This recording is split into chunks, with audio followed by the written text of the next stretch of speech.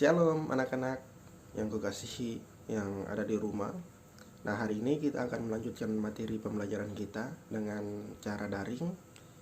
Lalu kemudian di kali ini kita akan melanjutkan dengan materi yang sama, yaitu kebutuhanku. Dan subtema di hari ini adalah peralatan menjahit yang akan Ded sampaikan di video selanjutnya. Untuk itu, tetap menyimak dan menyaksikan video ini sampai selesai. Peralatan menjahit yang pertama yaitu pensil atau pulpen dan kertas. Nah, peralatan ini digunakan untuk membuat gambar atau pola jahitan, di mana di atas kain yang adik-adik akan buat menjadi sebuah pakaian untuk adik-adik pakai. Nah, yang kedua ada alat ukur. Alat ukur berfungsi untuk mengukur panjang atau lebar dari sebuah kain yang adik-adik hendaki untuk menjadi sebuah pakaian. Lalu kemudian ada alat potong, yaitu gunting kain, gunting kertas, gunting benang, gunting kecil, pendedel, gunting bergigi, dan rotary cutter. Nah, ini adalah alat-alat untuk memotong, di mana di kain-kain yang adik-adik buat dalam menjahit. Lalu kemudian ada penanda kain. Nah, penanda kain ini digunakan untuk membuat tanda di atas kain yang adik-adik akan jahit. Nah, kemudian ada jarum. Nah, ada beberapa klasifikasi jarum-jarum adik-adik. Jarum khusus di mesin jahit, kemudian ada jarum tangan. Jarum yang kita gunakan dengan cara manual menggunakan tangan. Kemudian ada jarum pin. Jarum pin biasanya disematkan di kain bertumpuk untuk membantu kain tidak bergerak dan memudahkan kita untuk menjahit sebuah kain.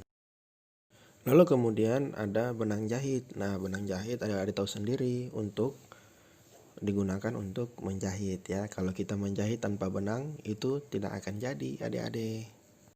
Nah, yang paling terakhir, yang paling modern nih sekarang ada mesin jahit. Nah, orang-orang untuk dipermudah dalam membuat sebuah jahitan, nah tidak lagi menggunakan tangan, tapi bisa menggunakan mesin jahit.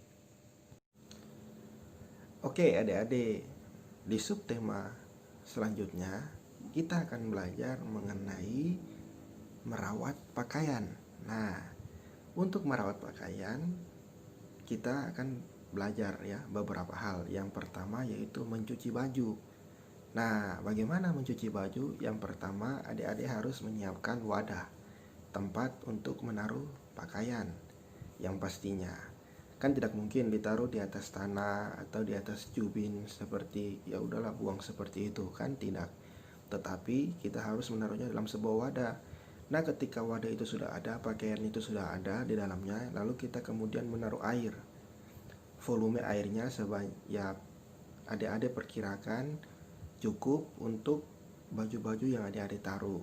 Tidak perlu, kalau bajunya sedikit tidak perlu airnya banyak. Kalau bajunya banyak kan tidak mungkin airnya sedikit.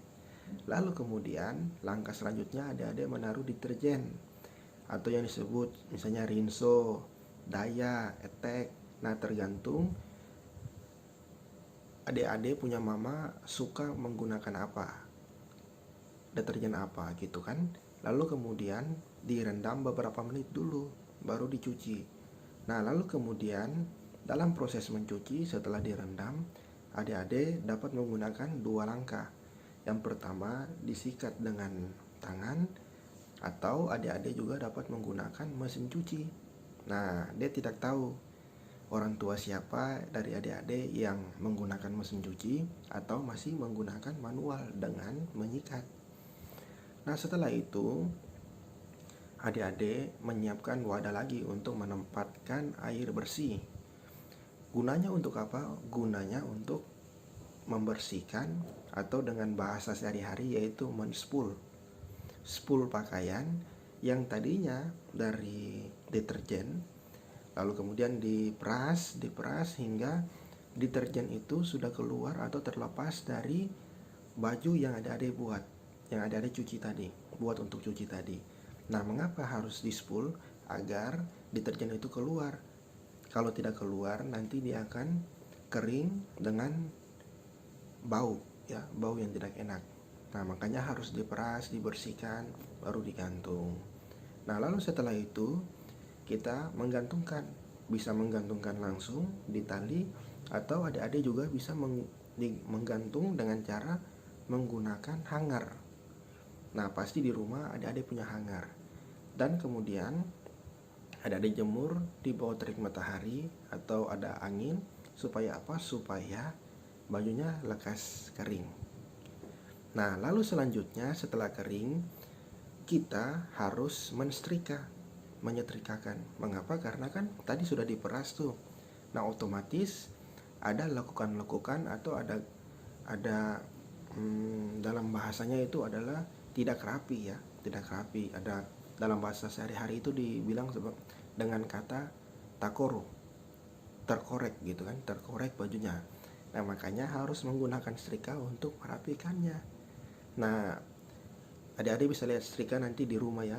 Orang tua biasa setrika baju adik-adik mau pergi sekolah, atau orang tua mau pergi ke kantor, biasanya disetrika bajunya. Supaya apa? Supaya menjadi licin, lalu rapi. Nah, lalu kemudian setelah disetrika, adik-adik juga harus melipatnya dengan rapi, dengan benar. Lalu adik-adik mulai menatanya di dalam lemari adik-adik masing-masing. Nah, itu 3 langkah untuk merawat baju atau pakaian yang adik-adik punya. Nah, adik-adik di rumah masing-masing bisa menggunakan, atau bisa orang tua membantu untuk melipat baju dan mensetrika baju dan mencuci baju. Nah, itu demikian pembelajaran kita di hari ini. Semoga adik-adik dapat mengerti dan memahami pelajaran di hari ini. Salam hormat dari Ded dan semangat belajar. God bless you.